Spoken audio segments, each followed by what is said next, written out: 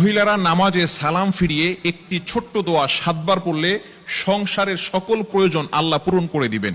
মনে রাখবেন, আমাদের মা বোনরা যারা আছেন তারা অনেকেই কিন্তু সংসারের ভিতরে সুখ চান, শান্তি চান, এবং বিশেষ করে অনেক সময় স্বামীর অবস্থা খুব ভালো থাকে না।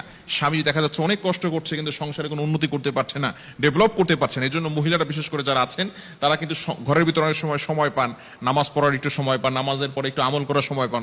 যেহেতু পুরুষরা বাহিরে থাকে, সকালবেলা বের হয় আর অনেক রাত্রে চলে আসে, এবং বিশেষ করে অনেক কষ্ট তারা বাহিরে করে থাকেন।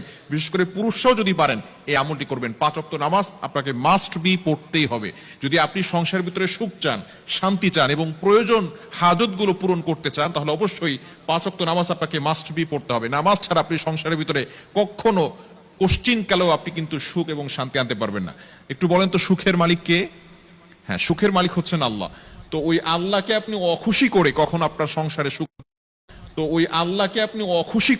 আপনার সংসারে সুখ আনতে পারবেন না। একমাত্র কাজ হচ্ছে নামাজ পড়া। নামাজ 5 ওয়াক্ত নামাজের পরেই এই ছোট্ট দোয়াটি পড়তে হবে। দোয়াটি হচ্ছে ইয়া কাদিয়াল হাজাত, ইয়া কাদিয়াল হাজাত। আপনি নামাজে সালাম ফিরানোর পরে 5 ওয়াক্ত নামাজ আপনাকে পড়তে হবে। নামাজের পরে সালাম ফিরানোর পরেই আপনি আল্লাহু আকবার পড়বেন একবার, আস্তাগফিরুল্লাহ 3 বার, এরপরে আপনি পড়বেন ইয়া কাদিয়াল হাজাত, ইয়া কাদিয়াল হাজাত, ইয়া কাদিয়াল হাজাত 7 বার পড়বেন।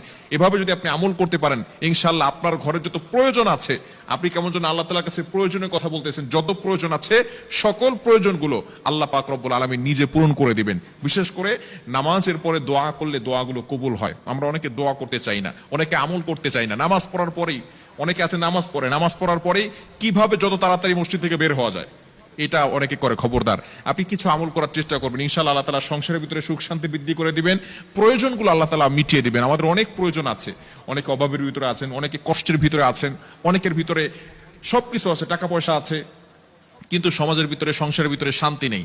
স্বামী স্ত্রীর সাথে ভালো বন্ডিং হচ্ছে না, স্বামী স্ত্রীর কথা শোনে না, স্ত্রী স্বামীর কথা শোনে না।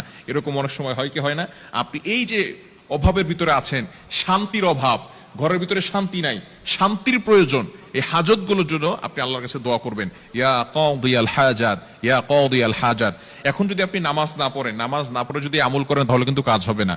অবশ্যই আপনি কোরআন দিয়ে আমল করবেন, নবীজি সাল্লাল্লাহু আলাইহি ওয়াসাল্লামের হাদিস অনুযায়ী আমল করবেন। অবশ্যই আপনাকে নামাজ পড়তে হবে।